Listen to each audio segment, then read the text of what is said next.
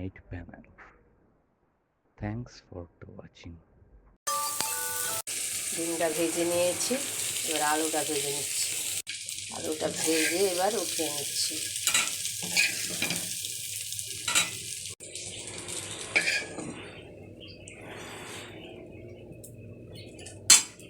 ভেজে উঠিয়ে নিয়েছি আর একটু তেল দিয়ে দিলাম, সামান্য তেল।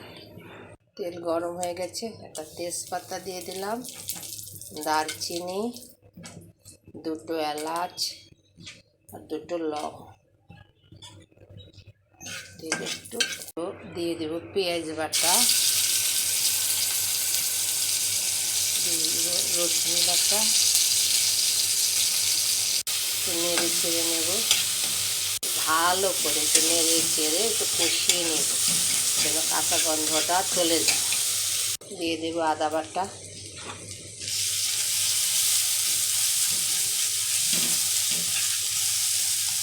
দিয়ে দিব এবারে একটু টমেটো বাটা দিয়ে দেবো। টমেটো বাটা নেড়ে চেড়ে নেব। তারপরে এক এক করে গুঁড়া মশলাগুলো দিয়ে দেব। কাঁচা গন্ধটা চলে গেছে, এবার একটু জল দিয়ে দেব।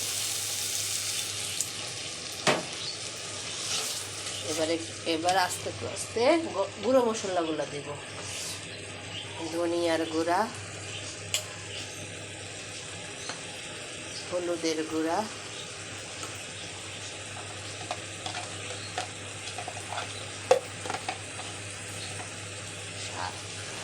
মরিচের গুঁড়া, জিরার গুঁড়া। তারপর নেড়ে ছেড়ে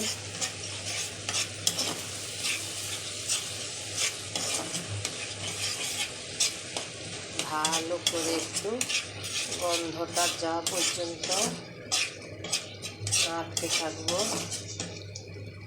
তারপরে এখানে একটু লবণ দেব, লবণ দিয়ে দেব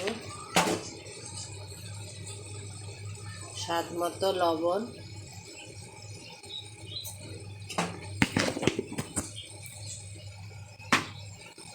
এক হাতে রান্না করতেছি তো, হাতে মোবাইল ধরে আছে, তাতে একটু নড়াচড়া করে।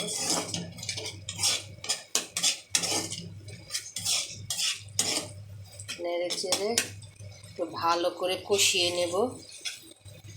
ভালো করে কষানো হয়ে গেছে মশলাটা, এবার আলুগুলো ছেড়ে দেব।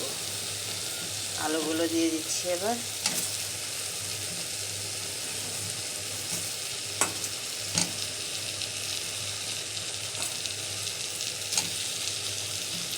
ভাজা আলুগুলো দিয়ে দিচ্ছি।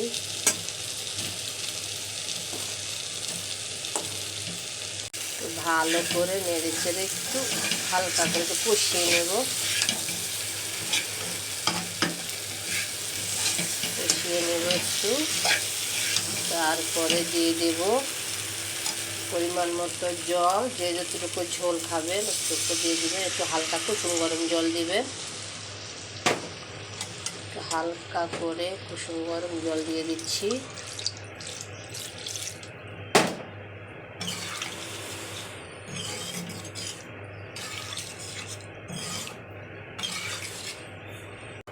এবার একটু ঢেকে দেব।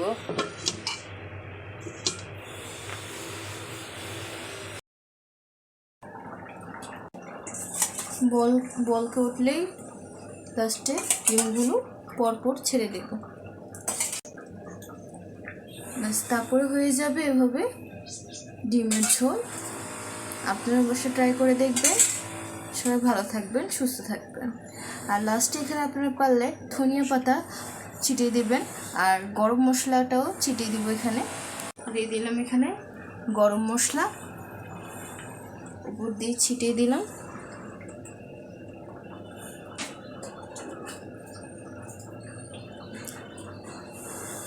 আপনারা এভাবে ছিটিয়ে দিয়ে গরম মশলাটা, তারপর ধনিয়া যে কুচিটা, সে ধনিয়া কুচি দিয়ে দিবেন। এখানে আমরা দিলাম না ধনিয়া কুচিটা, আপনাদের থাকলে অবশ্যই দিয়ে দিবেন। তারপর সার্ভ হয়ে যাবে। সার্ভ অ্যান্ড হয়ে গেল।